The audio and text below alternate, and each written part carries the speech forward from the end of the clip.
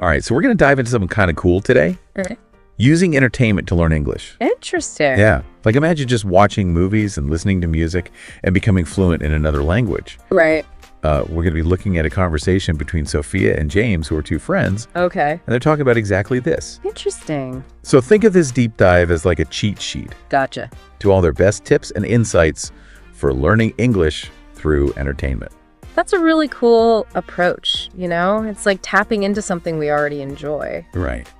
The tricky part, I guess, is making sure we're actually learning and not just, being entertained. Right, yeah. And Sophia, she really emphasizes choosing the right kind of entertainment. Uh-huh. So she's a big fan of starting with shows that are popular and use like clear, everyday language. Okay.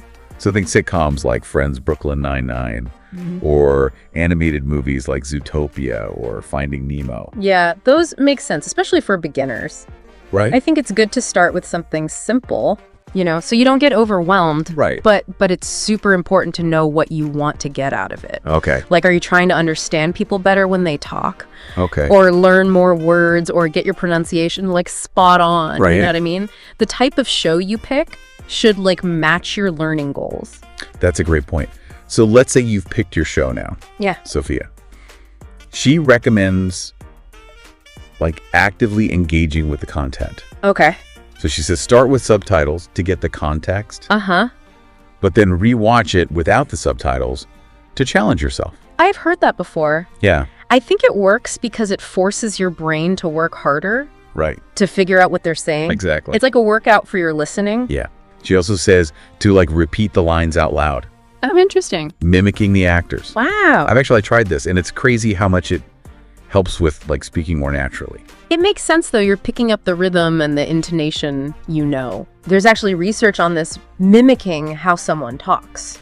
Wow. It activates the same parts of the brain as like when you're actually speaking. Really? Yeah, which strengthens those pathways in your brain, making it easier to speak. That's amazing. Yeah. And of course, she says make sure to write down any new words that you hear. Yes, definitely. Keep a vocabulary list. Absolutely. Now she takes this even further with music. Good.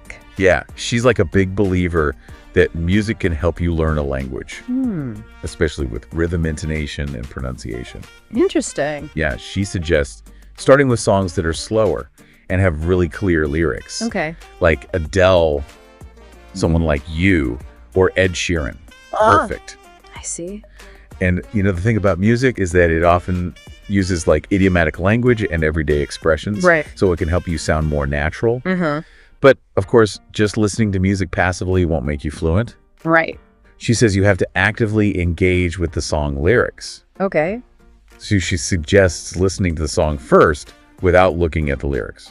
And then reading along while you listen. Then look up any words that you don't know and then finally sing along. Oh, cool. You know what I like to do is I have my students try to like explain the song's meaning in their own words. Oh, interesting. Like rephrase it or summarize it. Yeah. I think that really helps with understanding those like, idioms. Right. And getting the main point of the song. It's about going beyond just the words. Exactly. Understanding the meaning. Exactly. Now, James, he brings up a concern that I think a lot of people have. What's that? He's like, native speakers talk too fast. Right. It can be really tough to keep up, Yeah, I can see that. even for experienced learners. Yeah, for sure.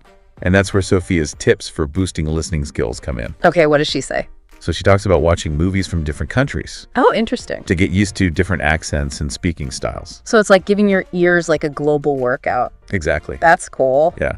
And she also recommends podcasts and audiobooks. Right. Those are good because you can usually change the playback speed. Right. So if it's too fast, you can slow it down. Yeah. And then as you get better, you can speed it up. Exactly. Now, this is also where active listening comes into play. Instead of trying to understand every single word, Right. Sophia recommends focusing on the keywords and phrases Yeah. to get the overall meaning. That's so important, It's a skill that can help you in so many areas of life. Right. Being able to filter the noise and focus on what's important. Exactly. She even suggests watching with transcripts so you can compare what you hear Oh, that's a good idea. with what you read. Yeah, you can see how the written language and the spoken language match up. Right. That can really help solidify your understanding. Yeah. Now, I know we've covered a lot, but there's one point from Sophia that I think is super important. Okay. She believes that consistency is key. Consistency. Yeah, even a little bit of practice every day can make a huge difference. Oh, I totally agree. Yeah. It doesn't have to be hours and hours. Right. Just a little bit each day. Even 15 minutes of watching a show or listening to music. Exactly. Yeah. It's about making it part of your routine. Right. And finding ways to make it enjoyable. Exactly. So you'll actually stick with it. Right. You know, it's interesting. They both talk about how important it is to enjoy the process. Yeah. Like if you're not having fun, you're probably not going to stick with it. Yeah, totally. And there are so many ways to make language learning fun, you know? Yeah, like what? Sophia mentions making playlists of songs that help her learn new words or grammar. Oh, that's a good idea. Yeah. And it's not just memorizing words, it's like connecting with the music, the feelings, you know? Totally. It makes the language come alive. Right. It's like you're building your own soundtrack for learning. Exactly. And remember how Jubes was like kind of skeptical about using entertainment for learning? Yeah. He was worried about understanding those fast-talking native speakers. Yeah, he felt like it was impossible to keep up. Right. Well, Sophia had some good responses to that. Yeah. She pointed out that not all native speakers talk super fast. Right? The key is to expose yourself to a bunch of different speaking styles and accents. Yeah, she recommended watching movies from different countries. Exactly. And it's not just about accents either. Oh. Think about like different genres of movies and shows. Okay. Like an action movie is probably going to have faster dialogue than a drama. So it's about training your ear to adapt. Exactly. And remember, James was also concerned about picking up slang Oh, yeah. from watching movies and stuff. Right. He thought it wasn't very proper. Yeah. But Sophia had a good point. What's that? She said slang is actually an important part of any language, Uh-huh. and that understanding it can help you sound more natural. Right. Like it helps you move beyond just textbook language. Exactly. Of course, you have to be careful about the context. Right. You wouldn't want to use like super informal slang in a formal setting. Definitely not. Yeah. Okay, let's talk more about podcasts and audiobooks. Yeah, I love those. Sophia and James both seem to agree they're great for language learning. Oh, yeah. They're amazing for immersion. Right. You can hear the natural flow of the language, all the little nuances. Yeah. And you can usually adjust the playback speed. Right, exactly. So helpful. If you're overwhelmed, you can slow it down, and as you get better, you can speed it up. It's like having your own personal language coach. Yeah.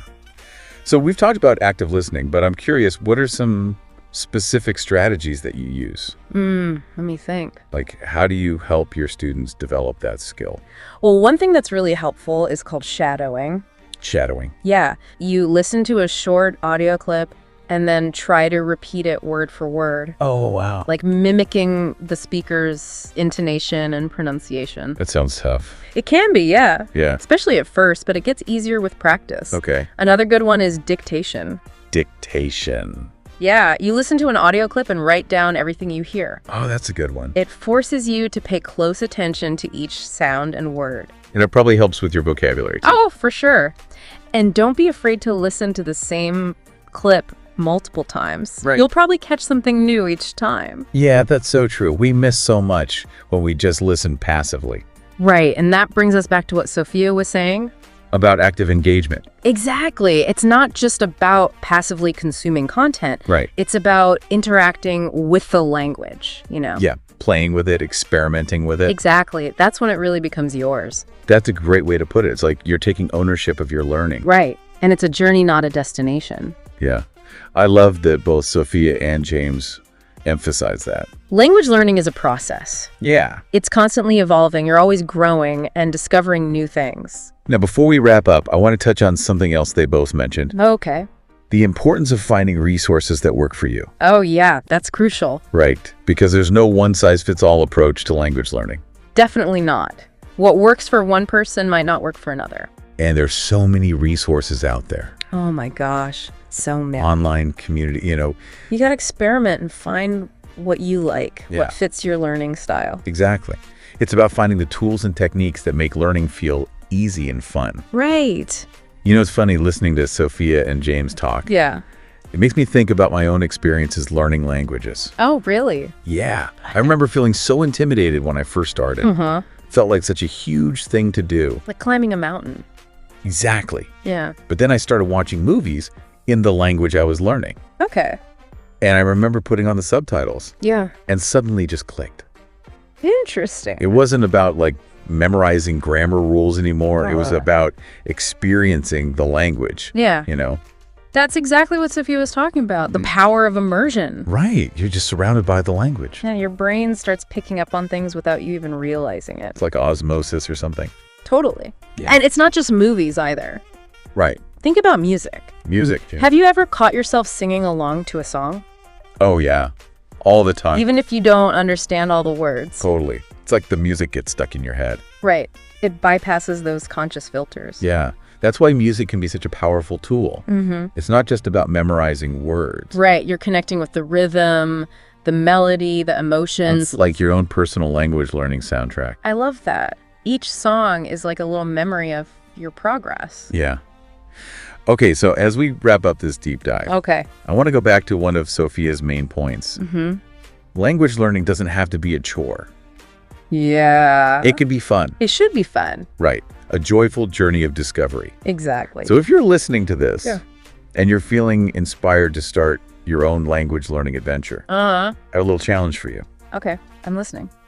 Think about a movie, a TV show, or a song that you absolutely love. Something you could watch or listen to again and again. Got it. Now imagine using that as your language learning playground. Interesting. Watch it with subtitles. Without Right. sing along to the lyrics. Yeah. Look up new words. Yeah. Just immerse yourself in the language. It's like turning your favorite thing into a secret language mission. Exactly. And the best part is, Yeah. you might even discover a whole new appreciation for that movie show or song. Oh, yeah, for sure. You'll start to notice things you didn't see before. Right, like understand the jokes better. Connect to the characters on a deeper level. It's like opening up a whole new world of understanding. Exactly. And remember, Yeah. the journey of language learning is a marathon, not a sprint. So true. It's about finding what works for you, staying consistent, Keep going. and most importantly, having fun along the way. That's the best part. No matter where you are on your journey, you've got this. Yeah.